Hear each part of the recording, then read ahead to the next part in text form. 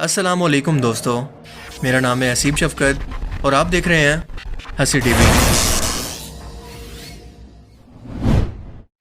अल्लाह के रसूल ने उम्मत से आखिरी खुतबा के अंदर इरशाद फरमाया था, जिसका मफहूम है कि ए लोगों, मैं क़यामत तक तुम्हारी हिदायत के लिए अल्लाह का कुरान, अपनी सुन्नत और अपने अहले बैत को छोड़कर जा रहा हूँ। अल्लाह का कुरान अल्लाह की रस्सी है, जो भी इसे पकड़ लेगा कभी गुमराह नहीं होगा।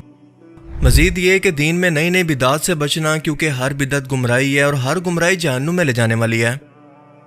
अल्लाह के रसूल ने वाज़े तौर पर उम्मत को ये पैगाम दिया कि क़यामत तक हम इंसानों को बस अल्लाह के कुरान और नबी की सुन्नत को सामने रखकर ज़िंदगी का हर एक फ़ैसला करना है, और यही कुरान और रसूलुल्लाह की सुन्नत ही हमारे पीर हैं, जिनके पीछे चलकर हमने आंखें बंद करके इनके भरोसे चलना है। वो भी इसलिए क्योंकि इनके सच्चा होने की गारंटी अल्लाह और इसके रसूल ने दी है। इसके अलावा जो भी शख्स दीन के अंदर कोई भी नई बिदअत और खुराफात को अपने ज़हन के अंदर पैदा करके उम्मत को गुमराह करेगा, इसका दीन इस्लाम या फिर इसकी तालीमात से कोई ताल्लुक नहीं।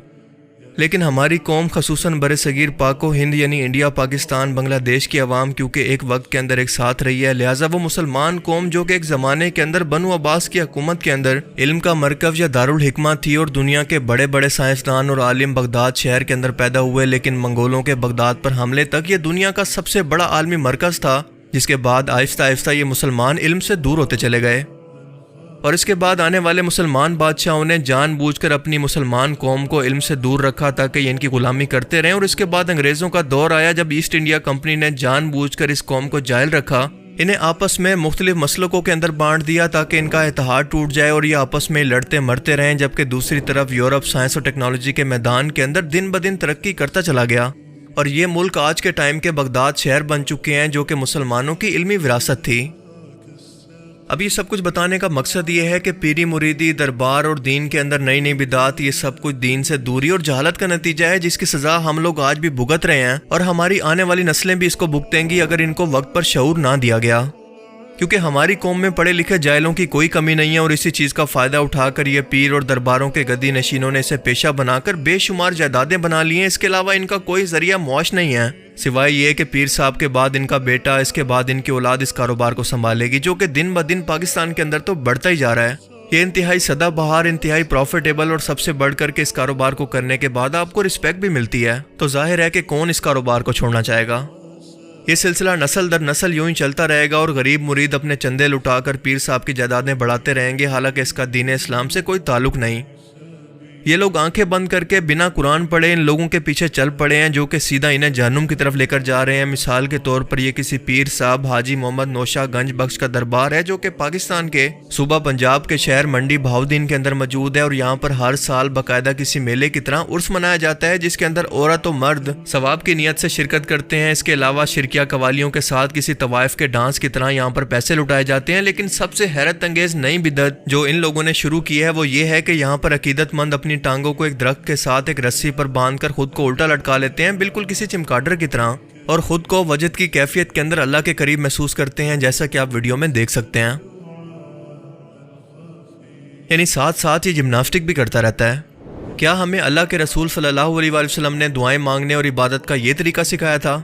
क्या ये सर्कस देखकर कोई गैर मुस्लिम इस्लाम से मुतासिर हो सकता है, या इनका मजाक बनाएगा, जो कि बनता भी है? क्या इन लोगों को देखकर लगता है कि ये 5 वक्त नमाज भी पढ़ते होंगे, या फिर इन्हें अल्लाह का सही तारुफ भी होगा? इन्हीं लोगों को देखकर लोग इस्लाम को जज करते हैं और मुसलमान उम्मत पर सवाल उठाते हैं, दीन इस्लाम का मजाक बनाते हैं। अपनी ज़बान में ये लोग इसे हाल खेलना कहते हैं, और ऐसी गुमराहियों की मिसाल शायद आपको हिंदू मुआशरे के अंदर भी देखने को ना मिले, जिसे ये इसी वलीउल्लाह की करामत कह रहे हैं। ऐसा लगता है कि दुनिया के तमाम वलीउल्लाह इंडिया पाकिस्तान के हिस्से में आकर पैदा हो गए हैं, जहाँ पर ईंट उठाओ वहाँ से खुद को नया वलीउल्लाह कहने वाला शख्स आपको हर रोज़ देखने को मिलेगा। मैं नहीं कहता कि ये पीर साहब या फिर वलीउल्लाह की करामत नहीं थी, या फिर ये वलीउल्लाह नहीं है, बल्कि मैं ये बात कर रहा हूँ कि इनसे मंसूब जो गुमराहियाँ हैं, इन सब का दीन इस्लाम से कोई ताल्लुक नहीं। इसी तरह से आजकल ऐसे देहाती इलाकों के अंदर जहाँ पर जहालत आम है, निक्के पीर साहब इंतहाई तेजी से पैदा हो रहे हैं, और बड़ी बड़ी उम्रों के बुजुर्ग लोग, जी हाँ, इन बच्चों को जिनकी उम्रें मुश्किल से 6-7 साल भी नहीं होंगी, इन लोगों का ना सिर्फ रूहानी इलाज करते हैं बल्कि इनके निक्के पीर भी हैं। ये बच्चा जो कि आप स्क्रीन पर देख रहे हैं, इसका नाम है ध्यान काजिम, जो कि छोटी उम्र से ही बहुत अच्छी एक्टिंग करके एक्टर बनना चाहता था, लेकिन इसके बाप को किसी ने मशवरा दिया कि वो इसके टैलेंट को किसी प्रॉफिटेबल बिजनेस के अंदर इन्वेस्ट करे, और पाकिस्तान के अनपढ़ गाँव के इलाकों के अंदर पीर साहब बनने से ज़्यादा प्रॉफिटेबल बिजनेस भला और कौन सा हो सकता है। लिहाजा देखते ही देखते इन बाप बेटा का ये कारोबार काफ़ी प्रॉफिटेबल तरीके से चल पड़ा और ये खूब नोट कमा रहे हैं। बिल्कुल इसी तरह से एक और छोटा पीर जिसकी उम्र सिर्फ 5 साल है, मियाँ चन्नू शहर के अंदर भी मार्केट के अंदर आ गया है, जो कि बड़े बड़े बुजुर्गों को पानी और तेल पर दम करके देता है तो इन्हें शिफा हो जाती है। एक इंटरव्यू के दौरान इसके बाप का कहना था कि इसके छोटे बेटे यानी पीर साहब की आमदनी जो कि सिर्फ 5 साल का है, इसकी आमदनी 1 करोड़ तक पहुंच चुकी है। इसके वालिद का मजीद कहना था कि सिर्फ 3 साल की उम्र के अंदर इसके बेटे के चेहरे से इतना नूर निकला कि हमारा पूरा घर बिना किसी लाइट के रोशन हो गया। और एक दिन जब इसकी माँ के सर में दर्द था तो इसने इसे पानी दम करके दिया तो इसकी माँ बिल्कुल ठीक हो गई। और इन बातों का सबूत ये है कि ट्रस्ट मी। और यूं ये पीरी मुरीदी का सिलसिला चल निकला। जिस बच्चे को इस उम्र के अंदर पाकी नापाकी का नहीं पता, सही गलत का नहीं पता, वो रूहानी तौर पर लोगों को शिफा दे रहा है। सही कहते हैं कि जब तक जहालत जिंदा है फराडिया कभी भूखा नहीं मर सकता। अगर आप मुल्क से बाहर जाना चाहते हैं लेकिन आपके पास वीज़ा के पैसे नहीं हैं और अप्रूवल नहीं मिल रहा तो टेंशन बिल्कुल मत लें, क्योंकि एक नए पीर साहब मार्केट के अंदर आ चुके हैं जिनके हाथ के अंदर एक नूरानी कलम है और ये सिग्नेचर करके रूहानी तौर पर वीज़ा लगवाते हैं। जी हाँ, मैं मजाक नहीं कर रहा, लेकिन ये वीज़ा सिर्फ उसी सूरत के अंदर काम करेगा जब आपके पासपोर्ट के अंदर एक नोट भी होगा। और इसके बाद आप सीधा एयरपोर्ट पर जाकर उनको ये बता सकते हैं कि मैं ये वीज़ा मिनिस्ट्री ऑफ जहालत से लगवा कर आ रहा हूँ, सो अब कोई भी मुझे बाहर जाने से नहीं रोक सकता। जबकि बाबा जी आपके नजराने लेकर पाकिस्तान के अंदर खुद खजल खुआर होंगे। पहली नज़र में देखने पर शायद ये आपको कोई रिहाइश की जगह लगे, लेकिन असल में ये एक बहुत बड़ी पीर साहब की कब्र है जिसका नाम है पीर लाल शाह। असल में पीर साहब को बेड बहुत ही पसंद थे और इनकी वसीयत थी कि मुझे मरने के बाद डबल बेड के साथ ही दफनाया जाए, लिहाजा उनकी वसीयत के मुताबिक ऐसा ही किया गया। इसके दरबार पर मौजूद एक औरत से जब पूछा गया कि क्या पीर साहब को आपने कभी नमाज पढ़ते हुए देखा था, तो इसने बताया कि नहीं, वो दीनदार नहीं थे बल्कि बहुत ही मलंग किस्म के इंसान थे। इन्हें नमाज और रोजे से कोई मतलब नहीं था। हमने इनको कभी भी जिंदगी के अंदर नमाज पढ़ते हुए नहीं देखा। अब ज्यादा क्या बोलूं, बस इतना कहूंगा कि आप ये देख लें कि इनके मुताबिक वलीउल्लाह का म्यार क्या होता है। नमाज ही नहीं पढ़ते सी ना असा नहीं नमाज पढ़ते देखे उन्होंने दे सिर मौके आके बैठे हैं। हाँ जी, वो है मस्त मलंग। हाँ जी, जेडी अपनी मर्जी करे जो कर दे, सारी दिहाड़ टैंकदे रहिए तो गल नहीं सुनते। हाँ जी, मर्जी आवे आमदियां साथ बेइज्जत कर लेंदे, बंदे ने बुला के बाहर ही लेंदे ते दुआ बदवा दे लेंदे।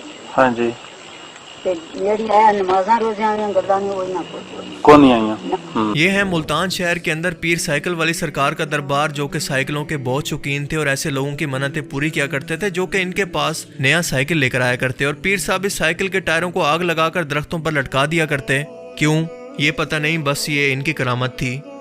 और एक करामत ये भी थी कि वो अपने थूक से पंचर लगा दिया करते थे। कि ये नया साइकिल जब कोई दे के जाता था ना इनको, तो इन्होंने उसके टायरों को आग लगा देनी, टायर जल जाने, वो नंगे व्हील रिम होते थे, तो इन्होंने उसके ऊपर चढ़ के जनाब वाला हुसैन का ये रोड के ऊपर साइकिल चलानी, लोगों ने देखना गड़गड़ गड़गड़ हो रही है, साइकिल चल रहा है।